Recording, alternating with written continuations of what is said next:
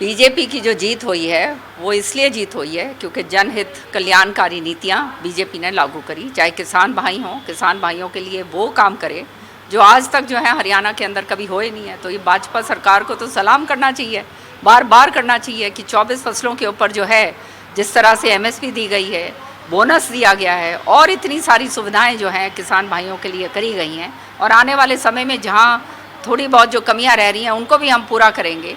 तो निश्चित तौर पे चाहे महिलाएं हों उनके लिए जो वायदे करे गए थे, चाहे जो हमारी बच्चियां हैं उनके लिए जो वायदे करे गए थे, हमारे जो मजदूर भाई हैं, चाहे व्यापारी भाई हैं, सब खुश हैं भाजपा सरकार से, क्योंकि भाजपा एक किसी की बापोती नहीं है।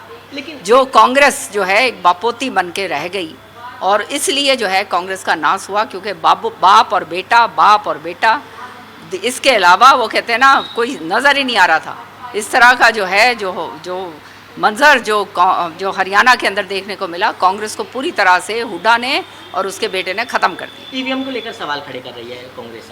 अब तो सवाल खड़े करेंगे क्योंकि इनको ठीकरा कहीं ना कहीं फोड़ना पड़ेगा। तो आप ये पूछ लीजिए ना, हुड्डा साहब को इतनी सारी वोट कैसे मिली किलोई के अंदर? अगर ईवीएम के ऊपर सवाल खड़ा कर रहे हैं तो इनका झूठ तो सामने वैसे ही आ जाएगा।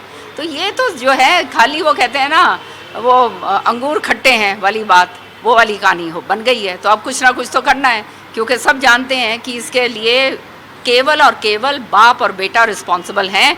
वो किस तरह से जो है इसको डिफ्लेक्ट करा जाए, तो जब डिफ्लेक्शन करना होता है तो ईवीएम सबसे कन्वीनियंट बात होती है। ईवीएम में कोई छेड़छाड़ किसी भी तरह की नहीं हो सकती, और प्रमाण उसका ये है कि हुड्डा खुद जो है अपने किलोई हल्के से इतनी ज़्यादा वोटों से कैसे जीत गए। मैम, आप कमेटी बनाई गई है कांग्रेस की तरफ से, कैसे देखें? ये कमेटियाँ ही बनती हैं कांग्रेस के अंदर। तो ये जो है अभी रीत आज की रीत थोड़ना है, ये तो हम तो देखते आ रहे हैं पिछले 20 सालों से। 25 साल हो गए देख के, जब हारेंगे फिर कमेटी बन जाएगी, फिर उसके ऊपर एक दूसरे के बाल नोचेंगे, सारा कपड़े लत्ते जो हैं वो फटेंगे, फिर उसके बाद फिर शांत हो जाएंगे, फिर दोबारा से वही काम शुरू हो जाएगा। तो ये जो है ये कमेटियाँ इनकी बनती रहेंगी।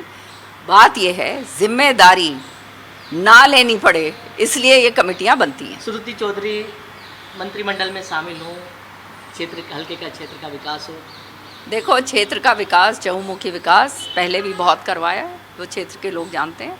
और आने वाले समय में अब भाजपा में चुनाव जो है जीत के अच्छी बहुमत से जीत कर आई है, तो लोगों को अपेक्षाएं हैं और मुझे पूरी आशा है कि जिस तरह से काम करती है श्रुति, सांसद रहते हुए भी बहुत काम करा था, तो जो है पूरी तरह से दबा के काम करेगी और जनता का हित आगे रखेगी।